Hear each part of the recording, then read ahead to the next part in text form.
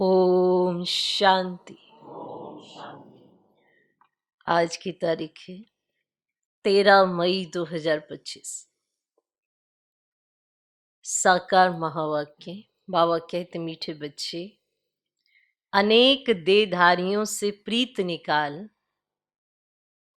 एक विदेही बाप को याद कर, तो तुम्हारे सब अंग शीतल हो जाएंगे।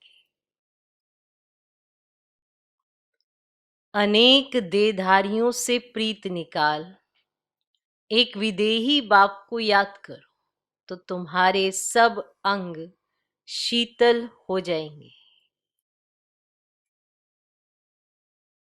आज का प्रश्न, जो दैवी कुल की आत्माएं हैं उनकी निशानी क्या होगी? जो दैवी कुल की आत्माएं हैं उनकी निशानी क्या होगी? उत्तर, दैवी कुल वाली आत्माओं को इस पुरानी दुनिया से सहज ही वैराग्य होगा। दैवी कुल वाली आत्माओं को इस पुरानी दुनिया से सहज ही वैराग्य होगा। दूसरा, उनकी बुद्धि बेहद में होगी। उनकी बुद्धि बेहद में होगी। शिवालय में चलने के लिए वे पावन फूल बनने का पुरुषार्थ करेंगे। शिवालय में चलने के लिए वे पावन फूल बनने का पुरुषार्थ करेंगे। तीसरा, कोई आसुरी चलन नहीं चलेंगे। कोई आसुरी चलन नहीं चलेंगे। चौथा, अपना पोता मेल रखेंगे कि कोई आसुरी कर्म तो नहीं हुआ। अपना पोता मेल रखेंगे कि कोई आसुरी कर्म तो नहीं हुआ। बाप को सच सुनाएंगे। बाप को सच सुनाएंगे, कुछ भी छिपाएंगे नहीं। बाप को सच सुनाएंगे, कुछ भी छिपाएंगे नहीं। तो कौन है? जो दैवी कुल की आत्माएं हैं, ये उनकी निशानी है कि दैवी कुल वाली आत्माओं को इस पुरानी दुनिया से सहज ही वैराग्य होगा। उनकी बुद्धि बेहद में होगी। शिवालय में चलने के लिए वे पावन फूल बनने का पुरुषार्थ करेंगे। कोई आसुरी चलन नहीं चलेंगे। अपना पोता मेल रखेंगे कि कोई आसुरी कर्म तो नहीं हुआ। बाप को सच सुनाएंगे, कुछ भी छिपाएंगे नहीं। आज का गीत है, ना वे हमसे जुदा होंगे, ना उल्फत दिल से निकली। ओम शांति। अभी यह है बेहद की बातें। हद की बातें सब निकल जाती। दुनिया में तो अनेकों को याद किया जाता है, अनेक देहधारियों साथ प्रीत है। विदेही एक ही है जिसको परम पिता परमात्मा शिव कहा जाता है। तुम्हें अब उनके साथ ही बुद्धि का योग जोड़ना है। तुम्हें अब उनके साथ ही बुद्धि का योग जोड़ना है। कोई देहधारी को याद नहीं करना है। ब्राह्मण आदि खिलाना, ये सब हुई कलयुग की रस्म रिवाज। वहां की रस्म रिवाज और यहाँ की रस्म रिवाज बिल्कुल अलग है। यहाँ कोई भी देहधारी को याद नहीं करना है। जब तक वह अवस्था आए तब तक पुरुषार्थ चलता रहता है।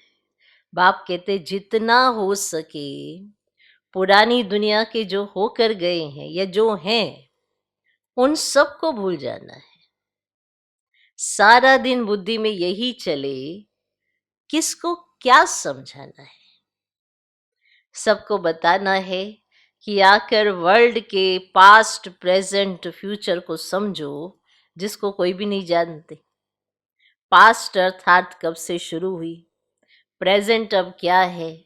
शुरू हुई है सतयुग से, तो सतयुग से लेकर अभी तक और फ्यूचर क्या होना है दुनिया बिल्कुल नहीं जानती।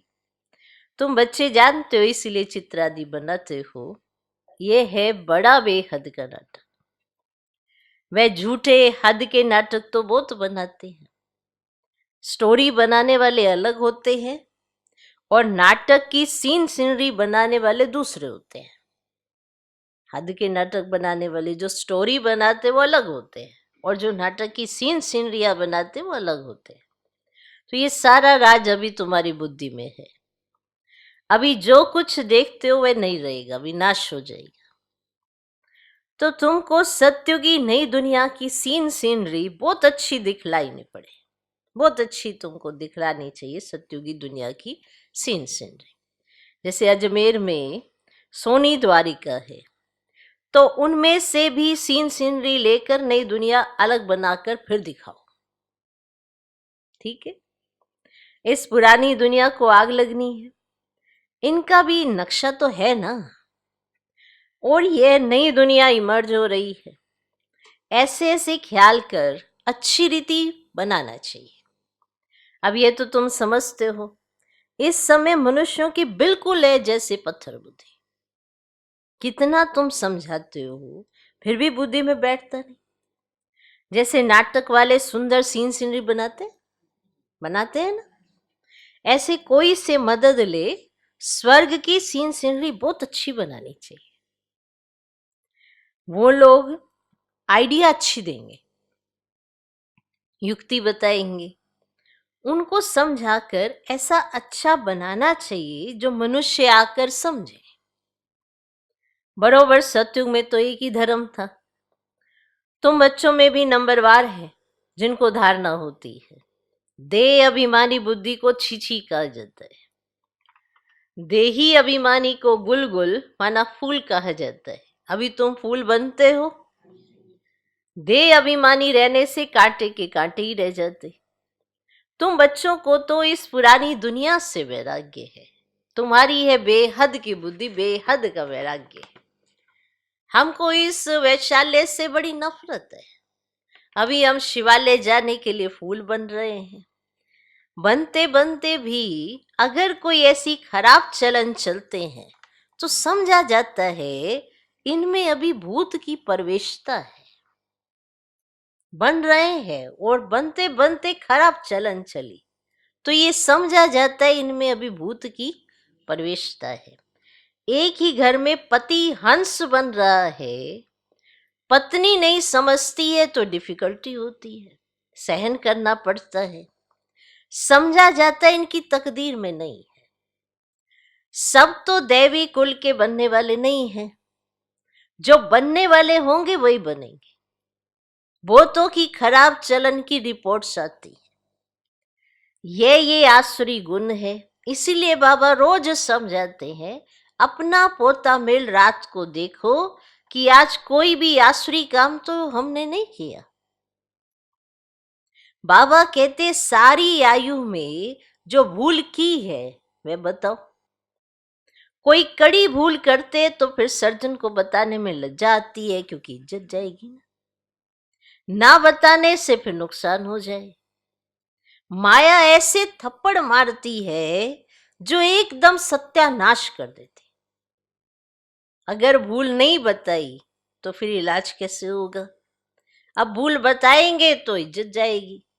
तो माया ऐसा थप्पड़ मारती है जो सत्यानाश ही कर देती है। किसका? बुद्धि का।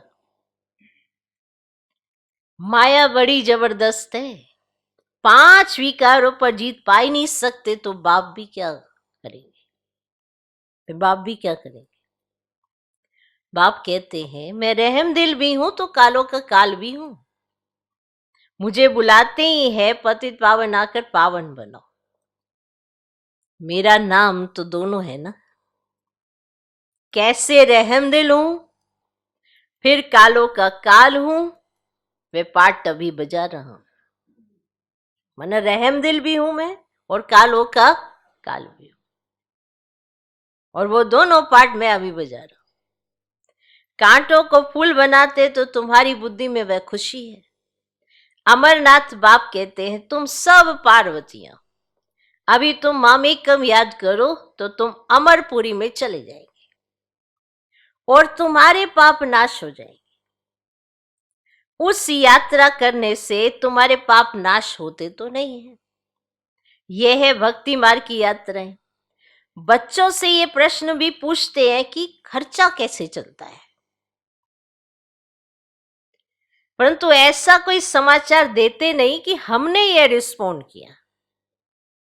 ये बात जरूर कहते हैं कि बाबा हमसे ऐसे पूछा कि आपका खर्चा कैसे चलता है, तो ये नहीं बताते कि आपने क्या रिस्पॉन्ड दिया। इतने सब बच्चे ब्रह्मा की औलाद ब्राह्मण है, तो हम ही अपने लिए खर्चा करेंगे ना।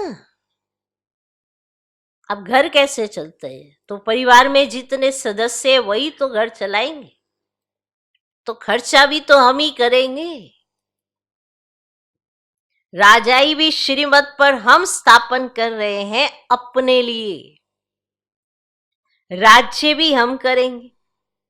राजयोग हम सीखते हैं तो खर्चा भी हम करेंगे।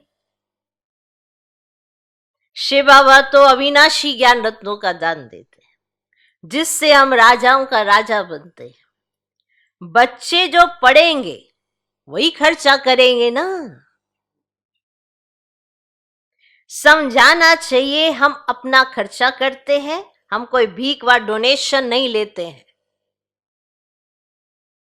परंतु बच्चे सिर्फ लिख देते हैं कि ये भी पूछते हैं। इसीलिए बाबा ने कहा था जो जो सारे दिन में सर्विस करते हैं वे शाम को पोता मेल बताना चाहिए कि आपने सारे दिन में क्या क्या किया, किसी ने आपसे क्या पूछा और आपने क्या जवाब दिया। बताओ, तभी पता चले कि आपकी बुद्धि में कितना बैठा। अब पोता मेल लिखने की आदत नहीं होती तो फिर समाचार कैसे पहुंचेगा? तो नहीं पहुंचता। कहते रोज एक जैसा ही है, तो एक जैसा क्यों बनाया? रोज सर्विस क्यों नहीं करते? अपनी उन्नति क्यों नहीं करते? क्या पॉइंट आपको टच हुआ और आपने उसको यूज किया? कौन सी धारणा आपने पक्की की? क्या आपने परिवर्तन लाया? यही तो पोता मेल में लिखना है। या ऐसे ही चले जा रहे हैं जैसे दुनिया चलती है? फिर आपको क्या पता चलेगा कि आप में क्या परिवर्तन आया? चिंतन को तो बदलना है ना, तभी तो श्रेष्ठ बनेंगे। तो पोता मेल ऐसे लिखना चाहिए कि आपने आज क्या क्या किया, उसकी भी पीठ होनी चाहिए। बाकी आते तो ढेर है, वह सब प्रजा बनती है। ऊंच पद प्राप्त करने वाले बहुत थोड़े हैं। राजाएं थोड़े होते हैं, साहूकार भी थोड़े बनते हैं, बाकी गरीब बहुत होते हैं। यहां भी ऐसे हैं तो दैवी दुनिया में भी ऐसे होंगे। राजा स्थापन होती है और उसमें नंबरवार सब चाहिए। बाप आकर राजयोग सिखलाए, आदि सनातन देवी राजधानी की स्थापना कराते हैं। तो देवी धर्म की राजधानी थी, अभी नहीं है, तो बाप कहते मैं फिर स्थापन करता हूं। तो किसको समझाने के लिए चित्र भी ऐसा बनाना चाहिए। बाबा की मुरली सुनेंगे, करेंगे, दिन प्रतिदिन करेक्शन तो होती रहती है। आज सुनेंगे तो क्या समझेंगे, कल को सुनेंगे तो क्या समझेंगे, दिन प्रतिदिन करेक्शन भी तो होती जाती है। तुम अपनी अवस्था को भी देखते रहो, कितना करेक्ट होती जाती है, ये भी तो देखो। पोता मेल में ये भी चेक करो कि पहले का मेरा चिंतन कैसा और अब मेरा चिंतन कैसा है, ये करेक्शन हुई या नहीं है। या जैसे हम पहले सोचते थे वैसे ही आज का भी चिंतन है, तो फिर क्या परिवर्तन होगा? चेक करो, करेक्शन करते जाओ। बाप आकर गंदगी से निकालते हैं। जितना जो बोतों को निकालने की सर्विस करेंगे उतना उच्च पद पाएंगे। तुम बच्चों को तो एकदम शीरखंड होकर रहना चाहिए। सत्युग से भी यहां बाप तुमको ऊंच बनाते हैं, सत्युग से भी यहां बाप तुमको ऊंच बनाते हैं। बाप ईश्वर पढ़ाते हैं तो उनको अपनी पढ़ाई का जलवा दिखाना है, तब तो बाप भी कुर्बान जाएंगे। दिखाओ जलवा, तब तो बाप को भी पता चले कि आप क्या करते हो। दिल में आना चाहिए बस अभी तो हम भारत को स्वर्ग बनाने का धंधा ही करेंगे, आना चाहिए दिल में। ये नौकरी आदि करना वे तो करते रहेंगे, पहले अपनी उन्नति का तो करो। है बहुत सहज, मनुष्य सब कुछ कर सकते हैं। गृहस्थ व्यवहार में रहते राजाई पद पाना है, इसलिए रोज अपना पोता मेल निकालो। आप अपनी उन्नति के लिए पोता मेल निकाल रहे हो, तो नहीं निकालते, नहीं करना चाहते। कुछ लिखेंगे तो बुद्धि में आएगा कि हमने क्या किया, अरे हम तो कुछ कर ही नहीं रहे, कुछ तो करना चाहिए। कौन सा पॉइंट हमने अपने जीवन में धारण कर लिया, हमारी स्मृति कितनी परिवर्तित हुई। पहले का चिंतन कैसा था, अभी बाबा ने ज्ञान योग से कैसा चिंतन हमको दे दिया, कितना परिवर्तन कर दिया।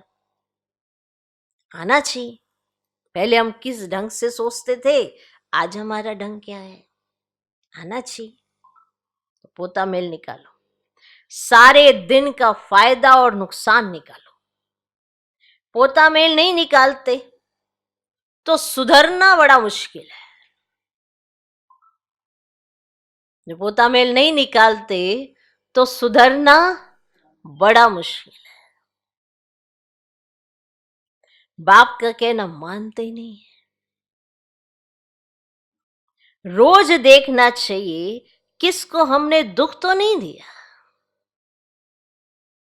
पद बहुत ऊंचा है, अथाह कमाई है, नहीं तो फिर रोना पड़ेगा। कोई भी छोटी सी भी कोई परिस्थिति आएगी, झट रोना आएगा, क्योंकि आत्मा कमजोर है, स्थिति अच्छी नहीं है। एक आत्मा जिसकी स्थिति अच्छी है तो वो सबके साथ अच्छे से रह सकती है, सबका मनोबल बढ़ा सकती है। एक आत्मा जिसकी स्थिति अच्छी नहीं, खुद भी डाउन, दूसरों को भी डाउन करते, तो ये तो रोना पड़ेगा फिर। है तो वो भी आत्मा है, आप भी आत्मा, देखो कैसी अवस्था है। रेस होती है ना, कोई तो लाखों रुपया कमा लेते हैं और कोई तो कंगाल के कंगाल ही रह जाते हैं। अभी तुम्हारी ये ईश्वरीय रेस, इसमें कोई दौड़ी आदि नहीं लगानी है, सिर्फ बुद्धि से प्यारे बाबा को याद करना है। कुछ भी भूलो तो झट सुनाना चाहिए, बाबा हमसे ये भूल हुई, कर्मेंद्रियों से ये भूल की। बाप कहते हैं राइट रोंग, रोंग राइट को सोचने की बुद्धि मिली है। राइट क्या है, रोंग क्या है, उसकी बुद्धि मिली है ना। तो अब रोंग काम नहीं करना है।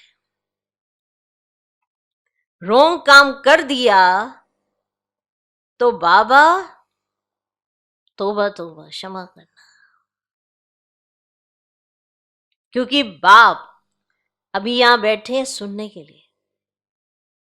तो आप आपको सुना सकते हो, ये बता सकते हो कि हमसे ये भूल हुई है, हमें ये नहीं करना चाहिए था, क्योंकि अभी तो बाबा सुन रहा है। जो भी बुरा काम हो जाए तो फौरन बताओ व लिखो, बाबा ये बुरा काम हुआ तो तुम्हारा आधा माफ हो जाएगा।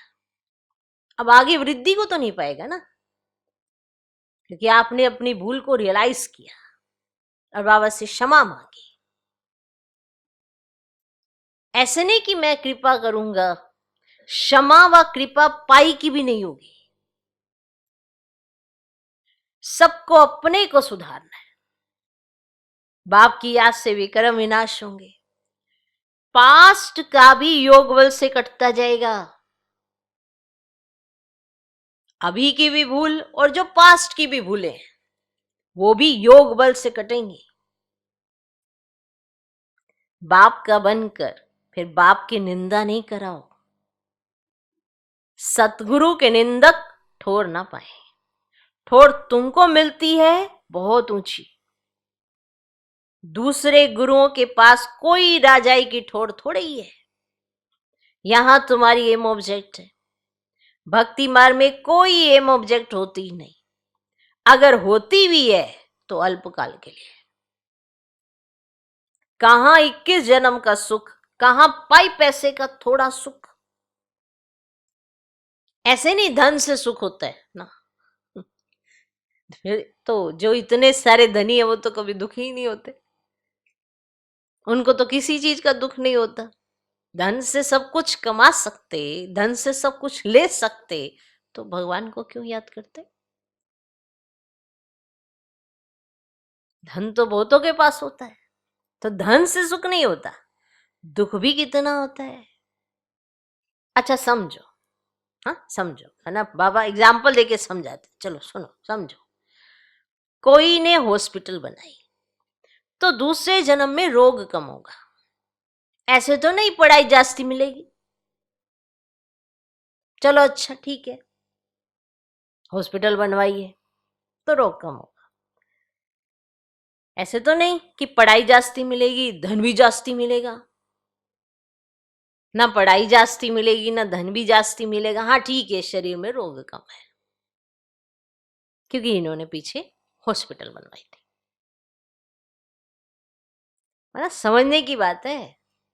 अब ना पढ़ाई आपको जास्ती मिलेगी ना धन जास्ती मिलेगा, तो उसके लिए तो फिर सब कुछ करो।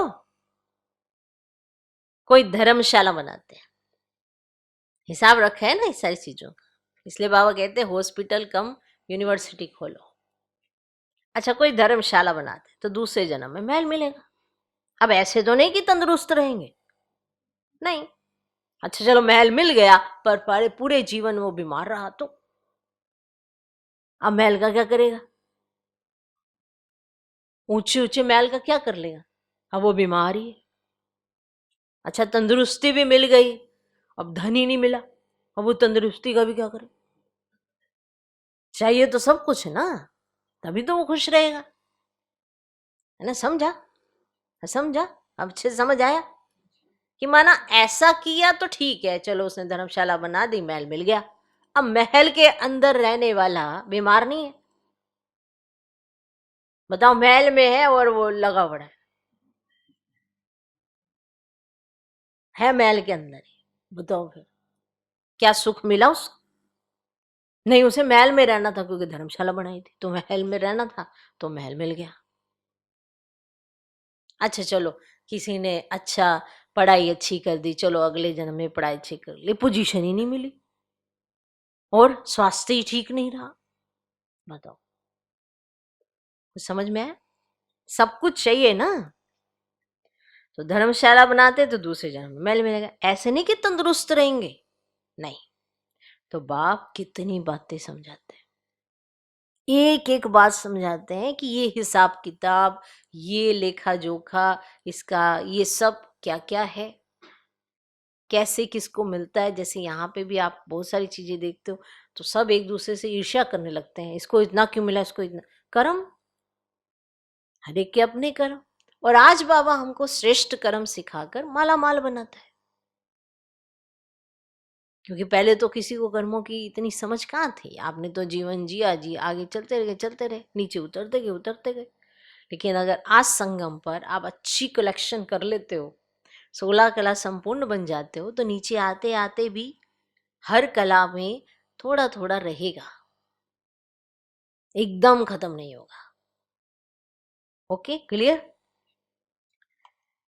तो बाबा कितनी बातें समझाते हैं, कोई तो अच्छी रीति समझ कर समझाते, कोई तो समझते ही नहीं है।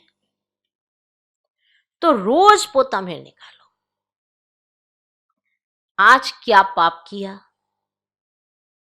इस बात में फेल हुआ, बाप राय देंगे तो ऐसा काम नहीं करना चाहिए। बाबा से आपने राय भी ली, आपको राय भी मिली, तो वो काम बिल्कुल भी नहीं करना चाहिए। तुम जानते हो हम तो अब स्वर्ग में जाते हैं, बच्चों को खुशी का पारा ही नहीं चढ़ता है। बाबा को कितनी खुशी है, ये बच्चों को खुशी का पारा नहीं चढ़ता, बाबा को कितनी खुशी है। मैं बूढ़ा हूं, ये शरीर छोड़कर हम प्रिंस बनने वाला हूं। अभी तो मैं बूढ़ा हूं, फिर मैं शरीर छोड़ूंगा, फिर मैं प्रिंस बनने वाला हूं। तुम भी पढ़ते हो तो खुशी का पारा चढ़ना चाहिए, परंतु बाप को याद ही नहीं करते हैं।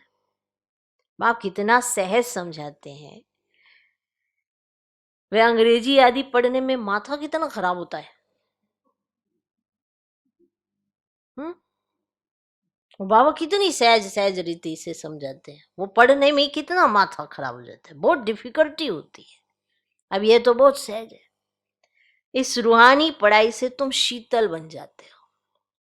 इसमें तो सिर्फ आपको याद करते रहो तो एकदम शीतल अंग हो जाएंगे।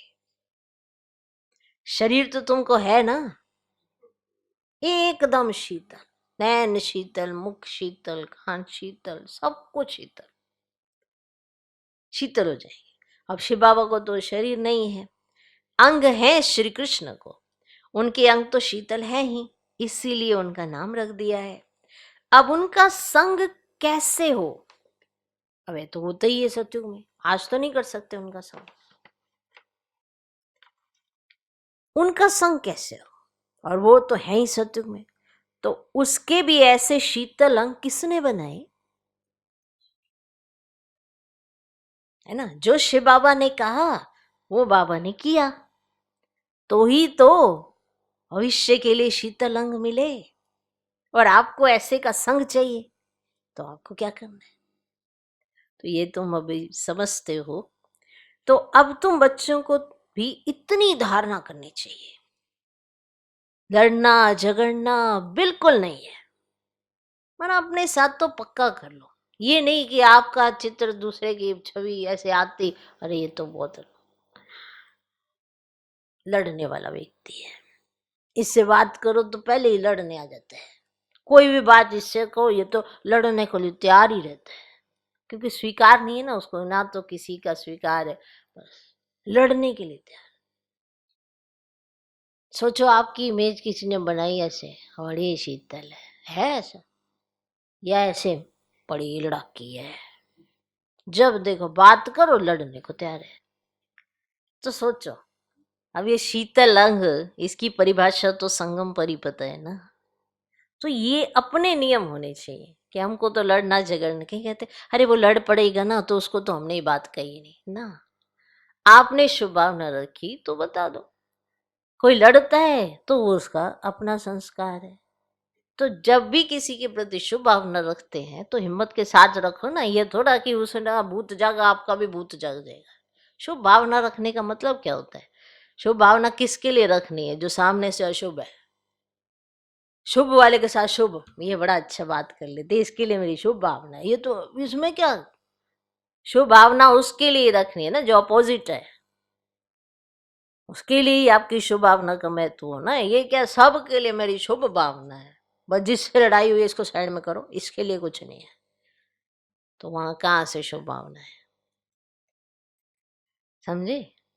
तो आपने अपना नियम पक्का रखो कि लड़ना झगड़ना बिल्कुल नहीं है। ये नहीं कि सामने वाला लड़ने लग जाता है तो आपकी भावनाएं बदल जाएंगी, आप भी लड़ने को ना, भैया मैं अभी थोड़ा फिर ऐसी ही हूँ, फिर मैं भी लड़ू।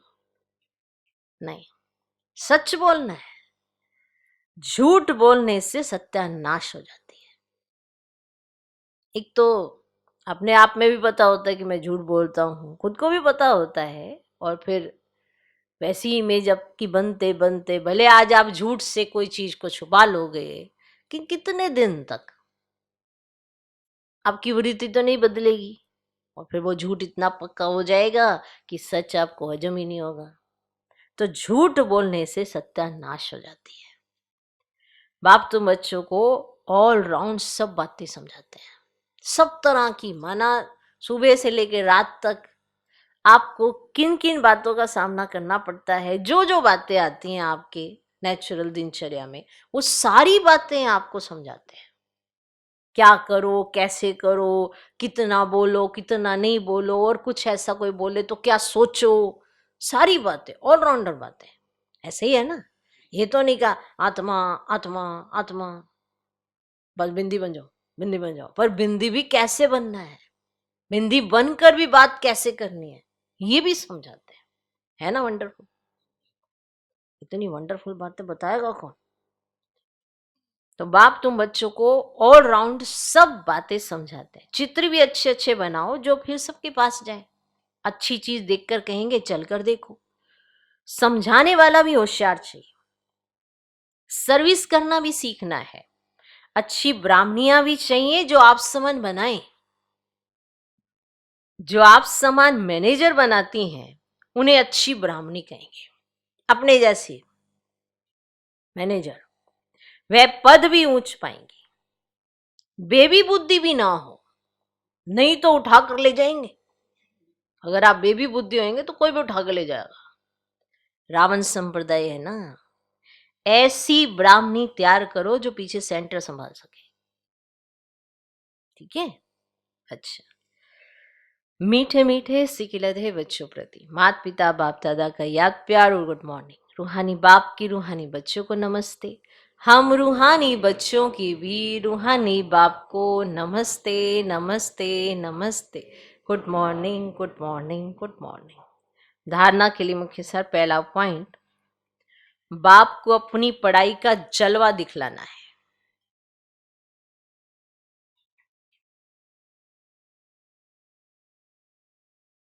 बाप को अपनी पढ़ाई का जलवा दिखलाना है। भारत को स्वर्ग बनाने के धंधे में लग जाना है। भारत को स्वर्ग बनाने के धंधे में लग जाना है। पहले अपनी उन्नति का ख्याल करना है, शीरखंड होकर रहना है। बाप को अपनी पढ़ाई का जलवा दिखलाना है, भारत को स्वर्ग बनाने के धंधे में लग जाना है। पहले अपनी उन्नति का ख्याल करना है, शीरखंड होकर रहना है। दूसरा पॉइंट, कोई भूल हो तो बाप से क्षमा लेकर स्वयं ही स्वयं को सुधारना है। कोई भूल हो तो बाप से क्षमा लेकर स्वयं ही स्वयं को सुधारना है। बाप कृपा नहीं करते, बाप की याद से भी कर्म काटने हैं। बाप कृपा नहीं करते, बाप की याद से भी कर्म काटने हैं। निंदा कराने वाला कोई कर्म नहीं करना है। निंदा कराने वाला कोई कर्म नहीं करना है। आज का वरदान, नॉलेजफुल की विशेषता द्वारा संस्कारों के टक्कर से बचने वाले कमल पुष्प समान न्यारे व साक्षी भव। नॉलेजफुल की विशेषता द्वारा संस्कारों के टक्कर से बचने वाले कमल पुष्प समान न्यारे व साक्षी भव।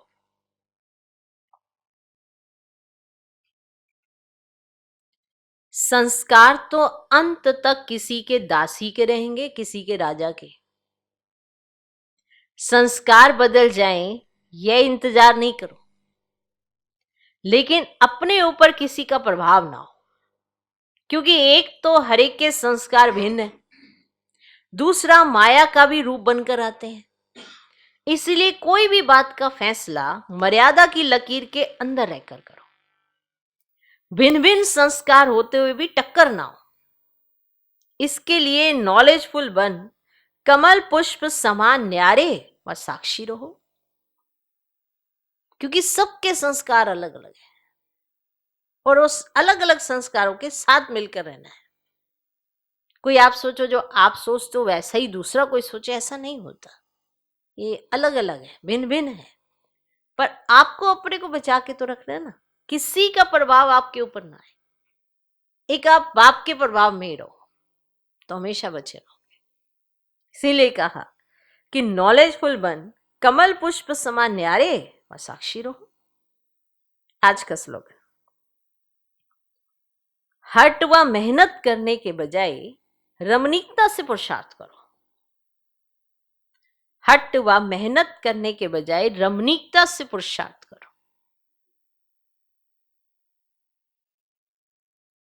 देखो, करना तो है पुरुषार्थ, हर एक चाहता भी है कि मैं पुरुषार्थ करूं, पर जबरदस्ती मेहनत लग के अगर आप पुरुषार्थ को बनाएंगे तो थक जाएंगे।